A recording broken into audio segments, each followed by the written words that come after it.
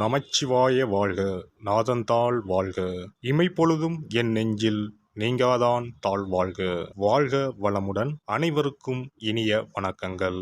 2025ஆம் ஆண்டு மார்ச் மாதம் நடைபெறவுள்ள சனி பெயர்ச்சியால் எந்தெந்த ராசிக்காரர்களுக்கு ஏழரை சனி, அஷ்டம சனி, கண்டக சனி, அர்த்தாஷ்டம சனி நடைபெறப் போகிறது. இதனால் மேசம் முதல் மீனம் வரை 12 ராசிகளுக்கு 2025இல் எப்படி இருக்கும் என்பதனை பற்றி விரிவாக காண்போம். நீண்ட நாட்களாக தனது கும்பராசியில் அமர்ந்திருந்த சனி பகவான் தற்போது கும்பராசியில் இருந்து வெளியேறி குரு பகவானின் ஆதிக்கத்தில் உள்ள மீனராசியில் பிரவேசிக்க உள்ளார். திருக்கணித பஞ்சாங்கத்தின்படி 2025ஆம் ஆண்டு மார்ச் மாதம் 29ஆம் தேதி இரவு 9:44 கும்பராசியில் உள்ள புரட்டாதி நட்சத்திரம் 3ஆம் பாதத்தில் இருந்து மீனராசியில் உள்ள புரட்டாதி நட்சத்திரம் 4ஆம் பாதத்திற்கு பெயர்ச்சியாக உள்ளார். முதலில் நாம் காண இருப்பது ஏழரை சனி.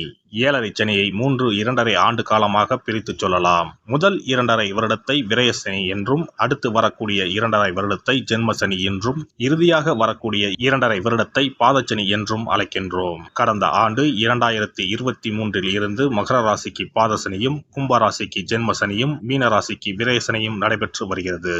இனி வரக்கூடிய சனி பெயர்ச்சியால் மேச ராசிக்காரர்களுக்கு ஏழரை சனி ஆரம்பித்து அடுத்த 2.5 வருடம் விரயசனி நடைபெற உள்ளது.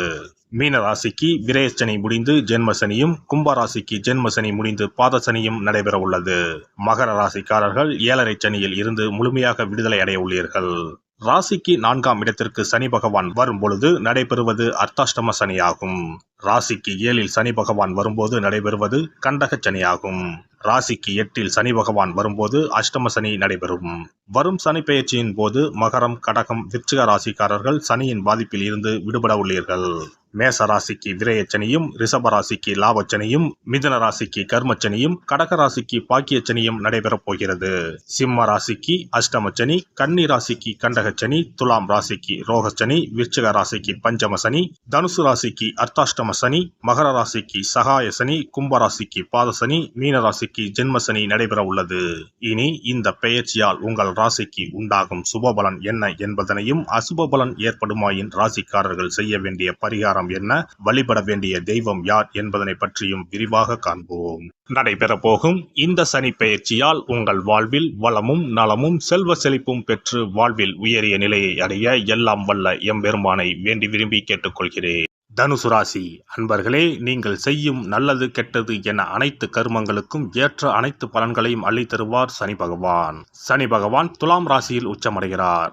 அதாவது பிளஸாக இருந்தாலும் மைனஸாக இருந்தாலும் மொத்தமாக கணக்கை தீர்ப்பவர் சனி பகவான். அந்த வகையில் சனி பெயர்ச்சியில் தனுசு ராசிக்காரர்களுக்கு பல்வேறு நல்ல பலன்கள் கிடைக்க பெற்றாலும் பல விஷயங்களில் கவனமாக இருக்க வேண்டியதும் அவசியம்.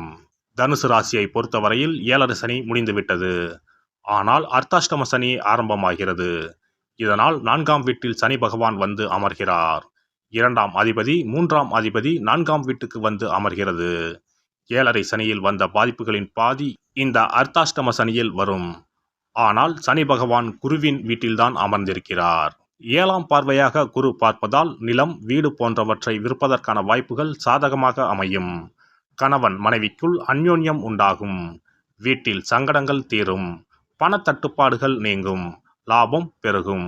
ராசி லக்கணத்தில் இருந்து 3ஆம் இடத்தில் ராகு பகவான் அமர்வதால் தைரியம் பெருகும். எது வந்தாலும் பார்த்து கொள்ளலாம் என்ற தைரியம் பிறக்கும். திருமண பாக்கியம், குழந்தை செல்வம் உண்டாகும். குடும்பமும் மகிழ்ச்சியும் சந்தோஷமும் குலதெய்வ வழிபாடும் என ஆசீர்வாதம் நிறைந்த ஆண்டாக இருக்கும். பிரிந்திருந்த தம்பதிகள் ஒன்று சேர்வீர்கள். லாபஸ்தானத்தை குரு பார்ப்பதால் லாபங்கள் உண்டாகும். பண வரவு, பதவி உயர்வு, சம்பள உயர்வு கிடைக்கும். அலுவலக வேலைகளில் அழுத்தம் அதிகரிக்கும்.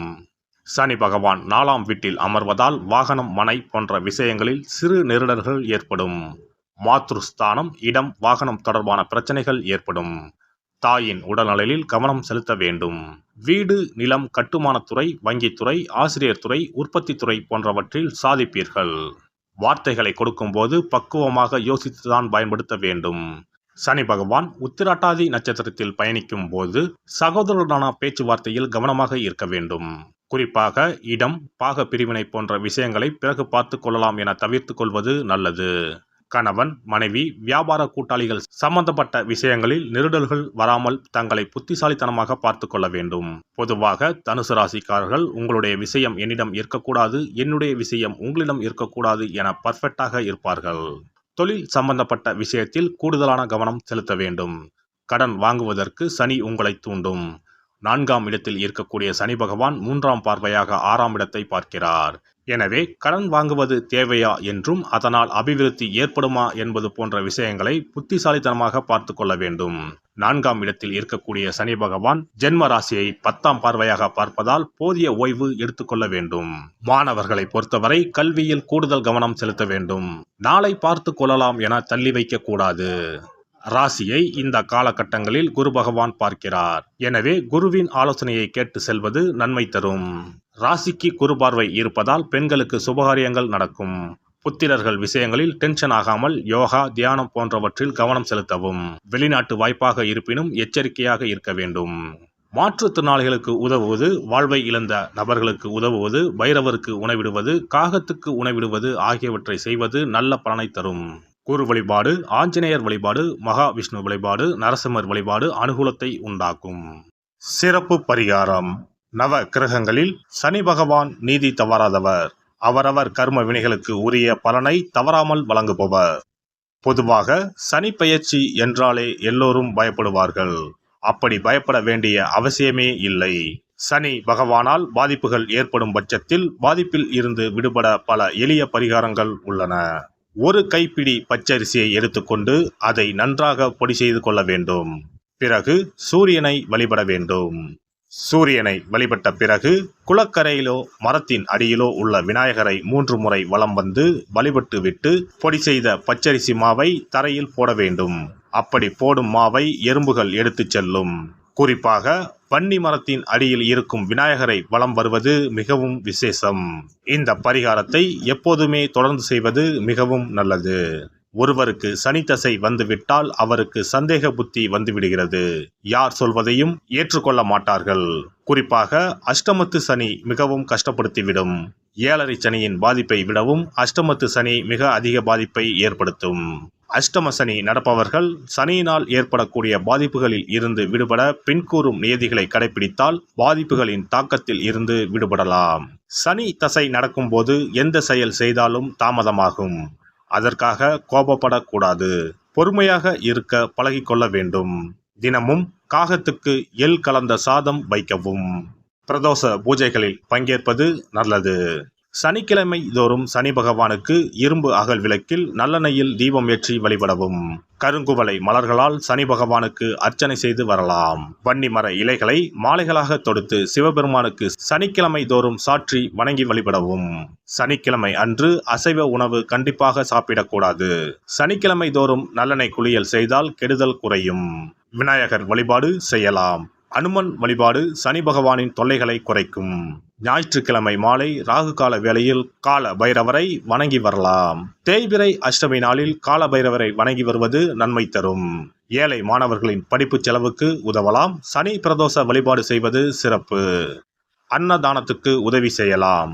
சித்தர்களின் பீடங்கள், ஜீவ சமாதி பீடங்களுக்கு சென்று வணங்கி வழிபடலாம். வன்னி மரத்தை சுற்றி வந்து வணங்க வேண்டும். இதனால் சனி பகவானின் கொடுமையான பாதிப்புகள் விலகிவிடும். பிரதோஷ காலத்தில் சிவபெருமானுக்கு வில்வ இலை கொடுத்து வணங்க வேண்டும். தினமும் ராமநாமம் ஜபித்து வந்தால் சனி பகவானின் தொல்லையிலிருந்து தப்பிக்கலாம். கால்கள் இல்லாமல் நடக்க இயலாதவர்களுக்கு இயன்ற உதவியை செய்யலாம். இந்த வழிமுறைகளை முறையாக கடைபிடித்து சனியினால் ஏற்படக்கூடிய பாதிப்புகளின் தாக்கத்தில் இருந்து விடுபடலாம். எல்லாம் வல்ல இறையருளால் நீங்களும் உங்கள் அன்பு குடும்பமும் உடல் நலம், நீலாயுள், நிறை செல்வம், உயர் புகழ், மெய்ஞானம் ஓங்கி வாழ்க வளமுடன்.